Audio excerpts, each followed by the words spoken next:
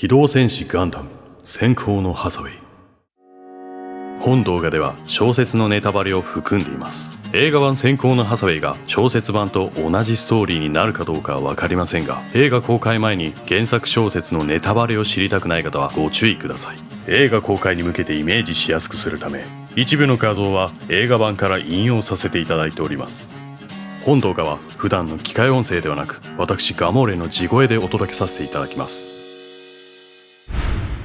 まずはじめに、原作の機動戦士ガンダム先行のハサウェイは角川スニーカー文庫の小説機動戦士ガンダム逆襲のシャアベルトーチカチルドレンの続編にあたります。映画版機動戦士ガンダム逆襲のシャアでは、クエスはチェーンの攻撃により戦死、そしてそれにより逆上したハサウェイがチェーンを撃つという展開となりましたが、ベルトーチカチルドレンではハサウェイ自身がクエスを殺めてしまったという展開となっています。本作品の主人公であるハサウェイ・ノアは、数々のニュータイプたちと戦火を共にしたブライト・ノアの息子であり、宇宙世紀0093第2次ネオジオン構想の中で初恋の少女クエス・パラヤの死や戦場で死んでいく人々の魂の声、そして伝説のニュータイプであるアムロ・レイと人類粛清を掲げたシャア・アズナブルの生き様を目の当たりにしました。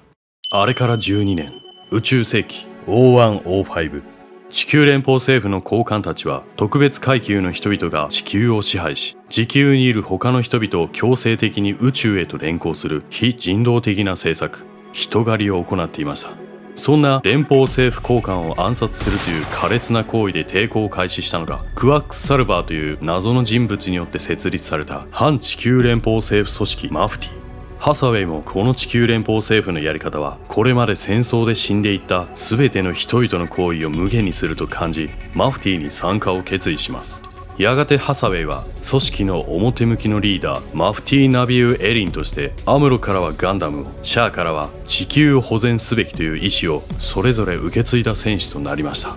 ハサウェイはオーストラリアのアデレードで中央閣僚会議が開催されることを知ります。中央閣僚会議の議案が可決されると、地球は地球連邦政府が許可した人間しか住むことができなくなり、事実上地球は特定の人物たちの所有物になることを意味していました。そこでハサウェイは月で新型モビルスーツであるクスイガンダムを秘密裏に開発します。そしてこの中央閣僚会議を阻止するために、地球にクスイガンダムを投下して地球にいる仲間たちと共に戦うため、地球連邦政府の閣僚たちが乗っているハウンゼンと呼ばれるシャトルに、表向きは植物観察官候補として単身で乗り込みました。ハウンゼンは地球に降下する際にハイジャックされてしまいます。しかもこのハイジャッカーたちは自分たちのことをマフティーであると宣言したのです。ハサウェイ自身がマフティーの表のリーダーであるため、ハイジャッカーたちが嘘を言っていることはすぐに分かりました。しかしシャトルには粛清対象である地球連邦軍の閣僚たちだけではなく、マフティー討伐の命令を受けて配属された地球連邦軍の大佐ケネス・スレッグも登場しており、ハサウェイは下手な手を打つことができませんでした。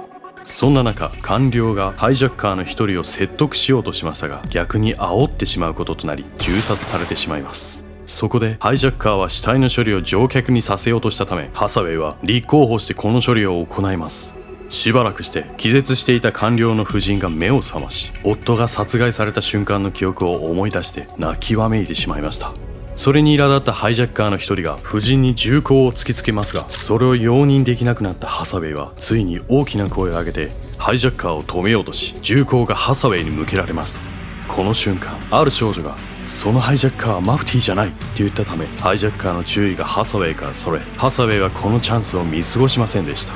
そこから1人、2人、そしてハイジャッカーたち全員を抑え込みます。そして無事にフィリピンのダバオに降りることができたハサウェイでしたが、連邦調査局から事情聴取を受けることになってしまいました。事情聴取が終わると、なぜかハイジャッカーに銃口を向けられた時に大きな声を出してくれた少女と同じ部屋にいることになります。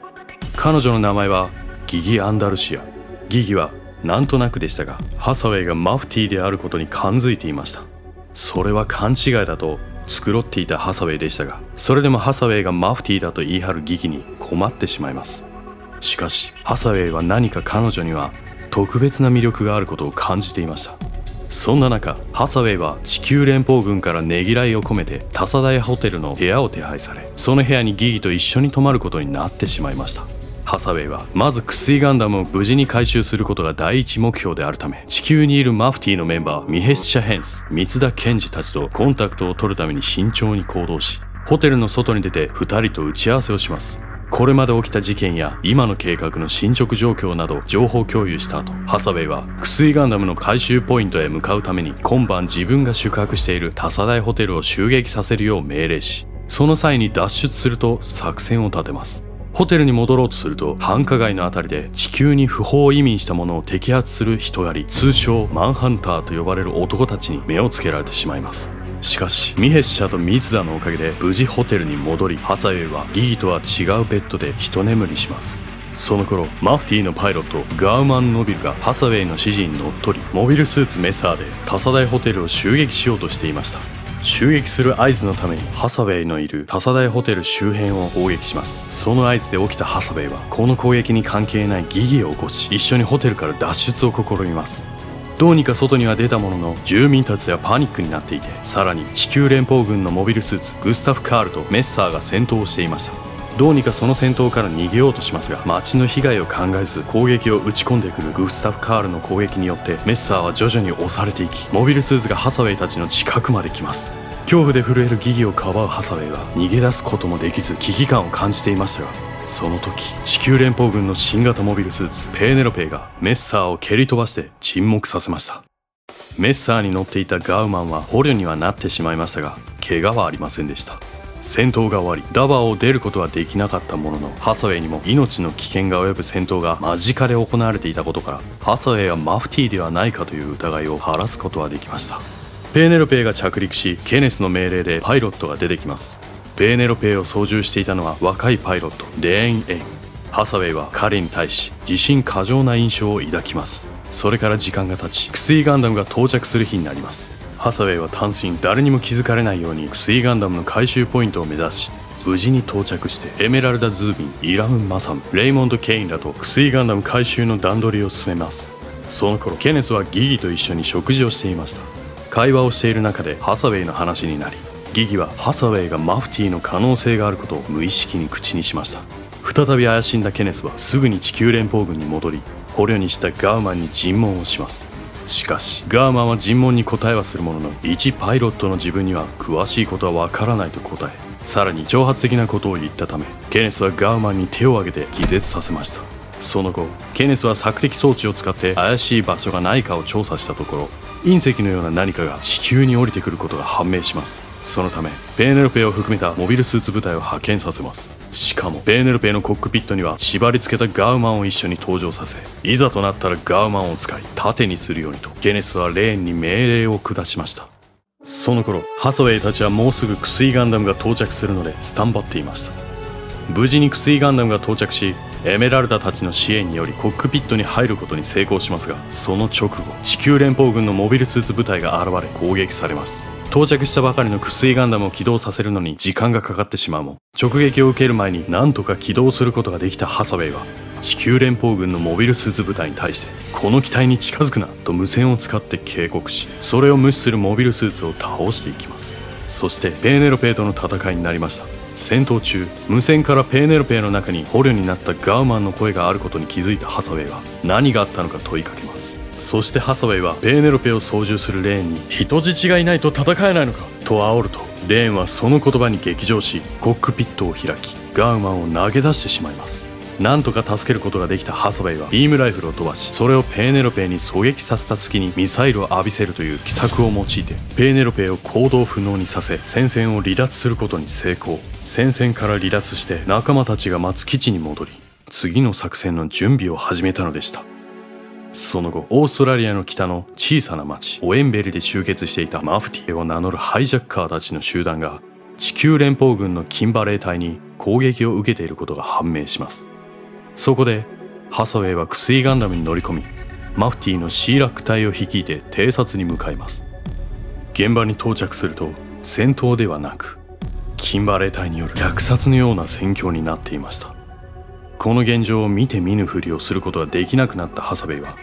同行するシーラック隊と共に戦場を制圧し、両者とも拘束、両者を別々に尋問しました。キンバレー隊隊長であるキンバレー・ヘイマンの話を聞くと、オエンベリ軍をマフティーの一翼だとでっち上げ見せしめとしたという子供の喧嘩のような理由で戦闘と虐殺行為をしていたことを知り呆れてしまうハサウェイでした。次にマフティーを語っていた集団のリーダーファビオ・リベラを尋問すると、ファビオが反連邦政府運動の理念に基づいて活動していたことを知るも、互いに協力し合う関係にはなれないこと、これ以上の有益な情報は得られないことが分かりました。しかし撤退しようとした際にファビオが、今回行われる中央閣僚会議はコアン町で開催されると告げたので、アデレートかコアン町のどちらが正しいのかハサウェイは判断に迷います。しかしこの場所に長居すると地球連邦軍の援軍がやってくる可能性が高いため、一旦は撤退しました。基地に戻るとギーから伝言が届いていた報告があり、そこにはぼかしながらではありましたが、中央閣僚会議は場所の変更はないとされる伝言でした。他にも地球連邦軍の動きを確認してもギギの言っていることは正しいと判断します。そしてもう一つ判明したことは、かなり大量のエレクトロニクス関係の大型機器が運搬されていることでした。これらの機材はビームバリア装置の部品であることが判明します。しかし部品があまりに大量にあるため設営には時間がかかると予想しますが、ビームバリア装置がどの程度の威力なのか不明でした。そんな状況の中、中央閣僚会議の開催日は迫っていたので、ハサウェイたちは襲撃のため中継ポイントの基地へ移動します。この基地は地球連邦軍には発見されていないはずでしたが、突然の地球連邦軍の接近に驚くハサウェイ。近づいてきた戦艦をクスイガンダムで沈黙させて乗組員を外に出させると、そこにはギギがいました。彼女は自分から捕虜にしてほしいと要求してきたので、ハサウェイはギギだけを捕虜として他の兵たちは安全な場所に避難させてから戦艦を破壊してその場を離脱します。その後別の基地に行き、ハサウェイは地球連邦軍に宣戦布告の放送を行います。この放送によりケネスはハサウェイがマフティーであると確信しました。放送が終わると部下からの報告でマフティーのモビルスーツが突然の爆発を起こしたと情報が入ります。ケネスはこれは作戦だと推測しましたが、上層部はこの爆発をマフティーの事故と判断してしまい対処が遅れてしまいます。しかしケネスは以前より運搬していた機材でビームバリア装置の設営を進めていました。そしてマフティーの攻撃が始まります。これにはペーネロペイを出撃して応戦しますが、ハサウェイが乗るクスイガンダムに押されてしまいます。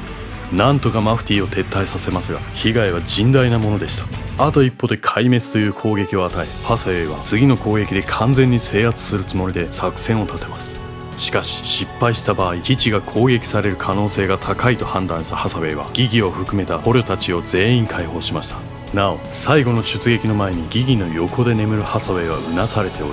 間違いで殺された方はたまらない、おいでよハサウェイとクエスによって死へと誘われる描写が描かれています。そして最後の攻撃に打って出るハサウェイ。ケネス側はやっと作っていたビームバリア装置が完成。ペーネロペイに指示を下し、クスイガンダムをビームバリア装置が作動する場所におびき寄せるよう命令します。壮絶な戦いの末、ハサウェイはペーネロペイに対して優勢に戦い、コックピットをビームサーベルで切るもペーネロペイのビームバリアに阻まれ撃墜するに至りませんでした。そして離脱するペーネロペイを追った瞬間、ビームバリア装置が発動。クスイガンダムは機能停止してしまいます。そしてハサウェイはビームバリア装置の威力で気絶し、大やけどという重傷を負いましたが、クスイガンダムのコックピットバリアのおかげで一命を取り留めました。その後地球連邦軍の病院へ搬送されます。